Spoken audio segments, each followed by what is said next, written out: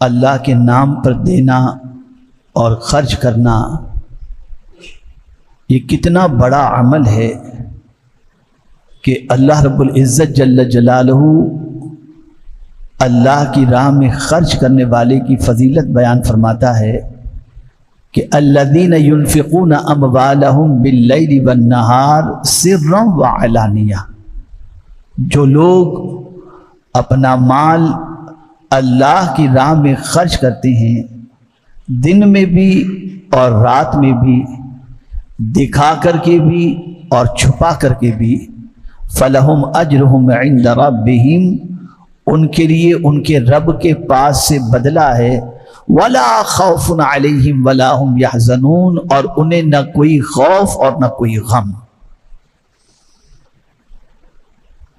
میرے پیارے آقا صلی اللہ تعالی علیہ وسلم کے پیارے دیوانوں، انفاق فی سبیل اللہ، اللہ کی راہ میں خرچ کرنا یہ بہت بڑا عمل اور اللہ کو پسند ہے، بلکہ نیکی اس وقت تک نیکی میں شمار کی ہی نہیں جا سکتی۔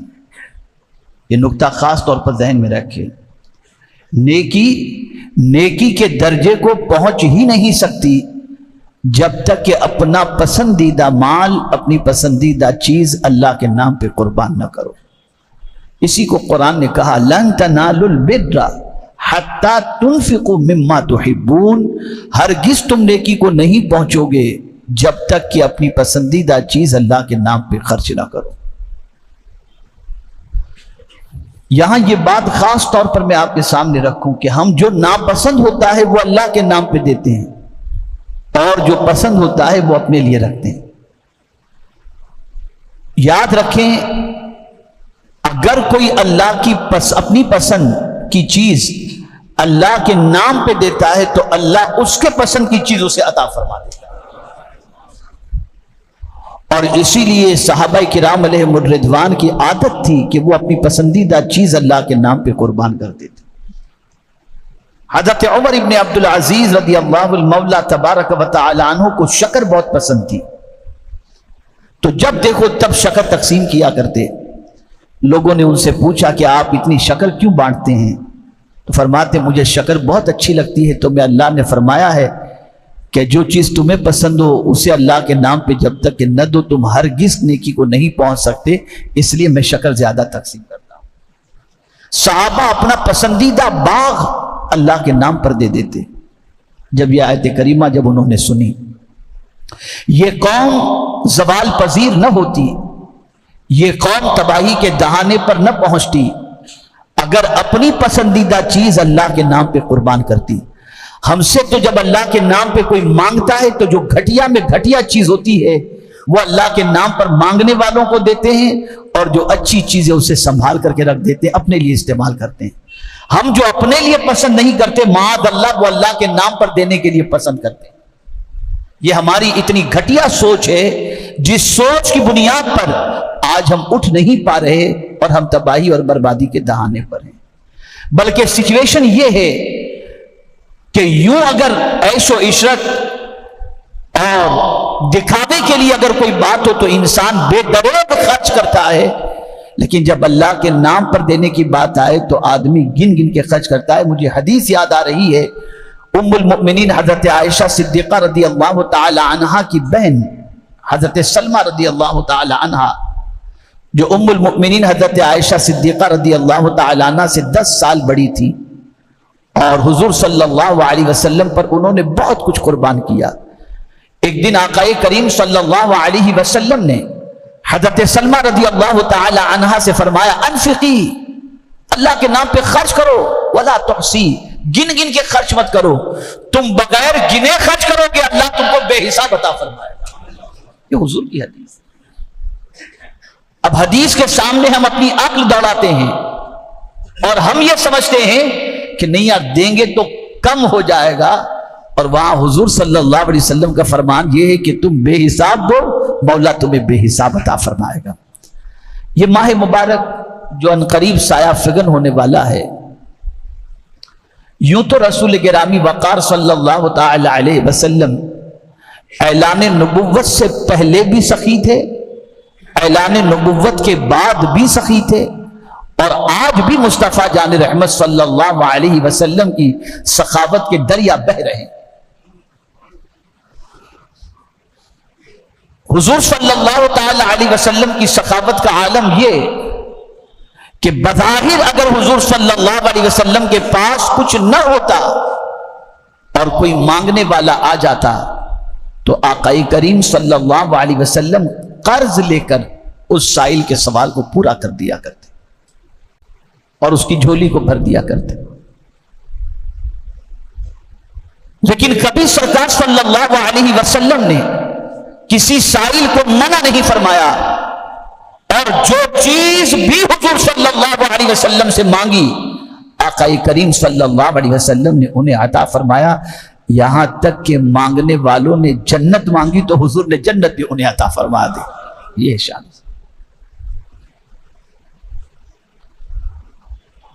اور سرکار صلی اللہ تعالی علیہ وسلم نے کبھی اپنی فکر نہیں فرمائی، ہمیشہ حضور صلی اللہ علیہ وسلم نے انسانوں کی فکر فرمائی، عوام کی فکر فرمائی، ضرورت مندوں کی فکر فرمائی۔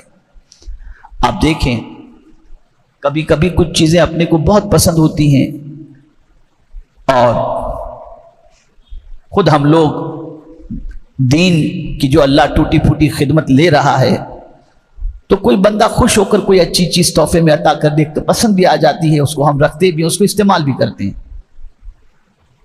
ایسے ایک خاتون نے بڑی محنت سے بڑے ارمان سے حضور صلی اللہ علیہ وسلم کے لیے ایک چادر تیار کی، اور آقا کریم صلی اللہ علیہ وسلم کو تحفے میں یہ چادر عطا فرمائی۔ بہت دھاری دار بہترین چادر یمنی اس نے تیار کی۔ آقا کریم صلی اللہ علیہ وسلم تک وہ چادر پہنچائی گئی۔ رسول گرامی وقار صلی اللہ علیہ وسلم نے وہ چادر دیکھی، بہت پسند آئی، جی چاہا کہ ابھی پہن لوں۔ وہ چادر لے کر سرکار صلی اللہ علیہ وسلم اپنے حجرہ مبارک میں تشریف لے گئے، اور جا کر کے سرکار صلی اللہ علیہ وسلم نے وہ چادر پہن لی، اور پہن کر جیسے ہی صحابہ کے مجمع میں آئے، ایک صحابی کی نظر چادر پر پڑی، سرکار صلی اللہ علیہ وسلم سے عرض کرتے ہیں حضور یہ چادر مجھے عطا فرما دیں۔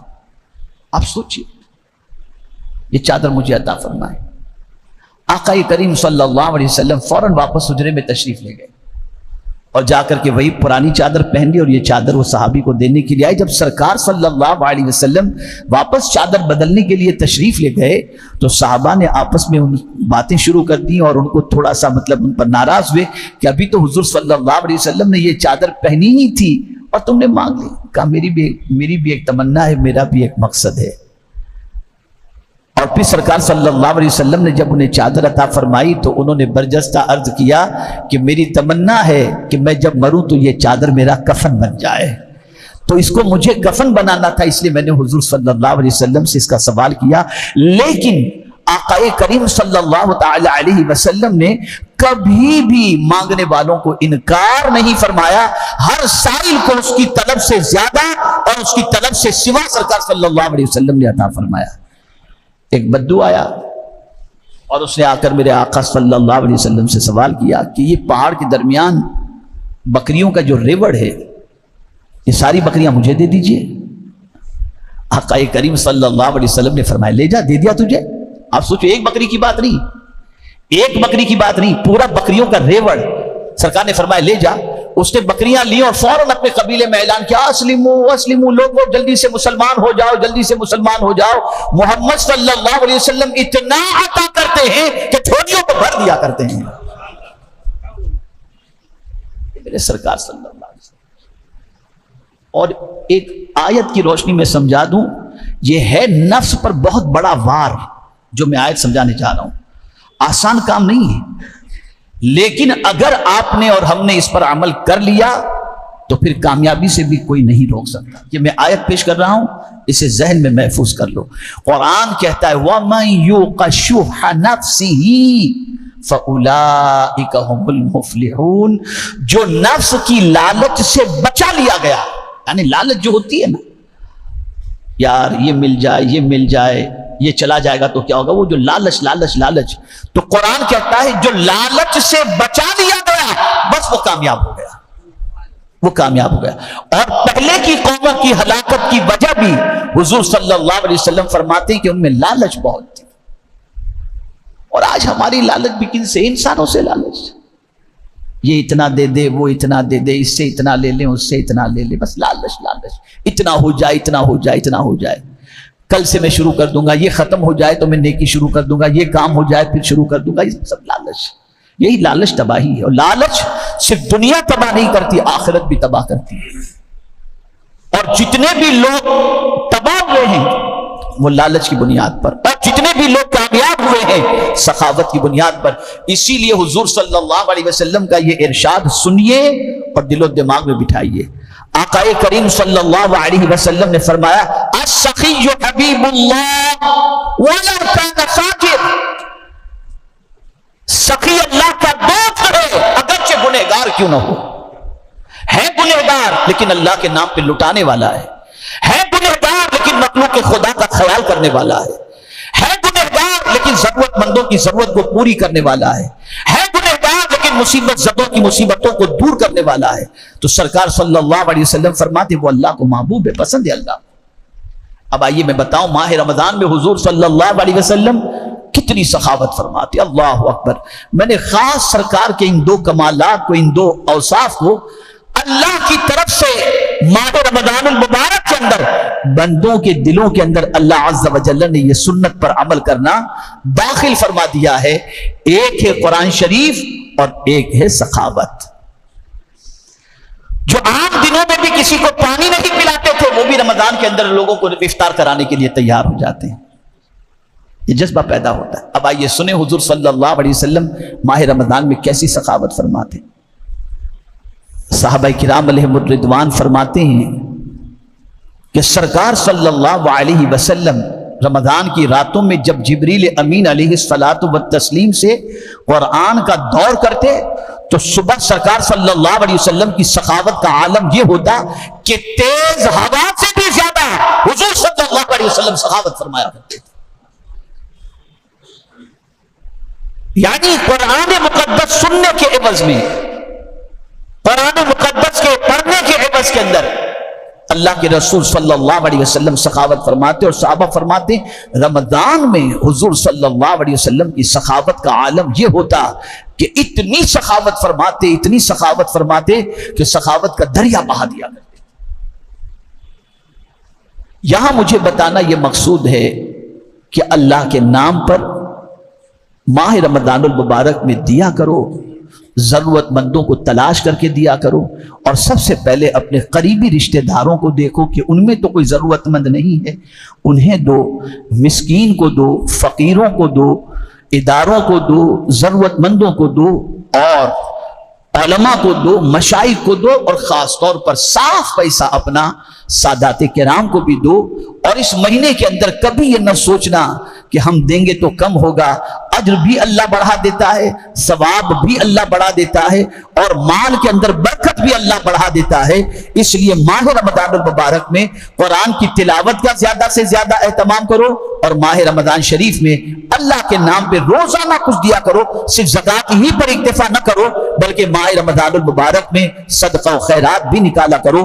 اور یہ بات یاد رکھیں، جو یہ چاہتا ہو کہ اللہ عز و جل بری موت سے بچائے اور خاتمہ بالخیر فرمائے، اسے چاہیے کہ وہ اللہ کے نام پہ صدقہ کیا کرے. یہ صدقہ نافلہ کی بات عرض کر رہا ہوں، اللہ کے نام پہ دیا کرے. یہ حضور صلی اللہ علیہ وسلم نے فرمایا صدقہ اللہ کے غضب کو ٹھنڈا کر دیتا ہے اور صدقہ بلاؤں کو ٹال دیا کرتا ہے. تو میرے پیارے آقا صلی اللہ علیہ وسلم کے پیارے دیوانوں، ماہ رمضان المبارک میں آپ نماز کی بھی پابندی کریں، تلاوت کی بھی پابندی کریں، اور روزانہ صبح کو سنت رسول صلی اللہ علیہ وسلم سمجھ کر کے آپ چاہے 10 روپیہ ہی صحیح اپنی حلال کمائی سے آپ اللہ کے نام پہ کسی غریب مسکین کو ضرورت مند جو نظر آئے اسے دے دیا کرو. جہاں تک ہو سکے زیادہ سے زیادہ، لیکن دینے کی عادت رکھو. آپ اللہ کے نام پہ دو گے، اللہ اپنے محبوب صلی اللہ علیہ وسلم کے صدقے میں آپ کو نوازے گا. وقت کم ہے ورنہ اس پر مزید تفصیلی گفتگو ہو سکتی ہے. میں انہی کلمات خیر پر اپنی گفتگو کو ختم کرتے ہوئے 2-3 چیزوں کی تاکید کروں گا۔ ماہ رمضان المبارک میں کھانے پینے کے اندر تھوڑا سا احتیاط رکھیں، اتنا بھی نہ کھا لیں افطار کے اندر کہ بعد میں تراویح کے لیے مشکل ہو جائے، اور پھر رات بھر اتنا نہ کھائیں کہ طبیعت خراب ہو جائے۔ راتوں کو عبادت کریں، گلی کوچوں میں کھیل کھلونے جو بھی ہوتے ہیں خدا کے واسطے یہ کر کے اللہ کو ناراض نہ کریں، اس لیے کہ یہ مہینہ جو عبادت کا آیا، لوگ کھیل کر کے اللہ کو گویا یہ بتا رہے ہوں تو بھلے کہہ رہا ہے کہ عبادت کا مہینہ، لیکن ہم تو اتنے بڑے شیطان ہیں کہ شیطان بھلے تو قید کر دے لیکن شیطانی کام ہم کریں گے۔ کیا جواب دیں گے اللہ عز و جل اور اس کے رسول صلی اللہ علیہ وسلم کو؟ تو کھیل کھلونے سے بند اپنے آپ کو روکے رکھیں، نماز کی پابندی کریں، لوگوں سے میل ملاپ بھی کم رکھیں، تلاوت زیادہ سے زیادہ کریں، سخاوت کریں، بات چیت بھی لوگوں سے کم کریں، جتنی ضرورت کی ہو اتنی کریں، اس سے زیادہ نہیں، اور مسواک کا استعمال بھی روزے کی حالت میں کرنا حضور کی سنت ہے۔ گرمی شدید لگے تو گرمی کے موسم کے اندر سردی کی گرمی کی وجہ سے دوپہر کے وقت اپنے سر پر پانی ڈالنا تاکہ تھوڑی سی ٹھنڈک محسوس ہو جائے، یہ بھی حضور صلی اللہ علیہ وسلم کی سنت مبارکہ ہے۔ سرما لگانا بھی حضور صلی اللہ علیہ وسلم کی سنت مبارکہ ہے۔ تو آپ سے جو کچھ ہو سکے کریں، لیکن 2 چیزوں کا خیال خاص طور پر، ایک تلاوت کا خیال روزے کے اندر اور نورات میں، اور ساتھ ہی ساتھ سخاوت کا خیال۔ یہ 2 چیزیں ماہ رمضان میں حضور صلی اللہ علیہ وسلم کثرت سے کرتے تھے۔ اللہ عز و جل آقا کریم صلی اللہ علیہ وسلم کے صدقہ و طفیل ہم سب کو عمل کی توفیق عطا فرمائے۔ غریبوں کا گھر تلاش کریں اور ان کے گھروں میں راشن پہنچائیں، پریشان حالوں کے علاج و معالجے کا بھی اہتمام کریں۔ اللہ ہم سب سے وہ کام لے جس سے اللہ عز و جل اور اس کے رسول صلی اللہ علیہ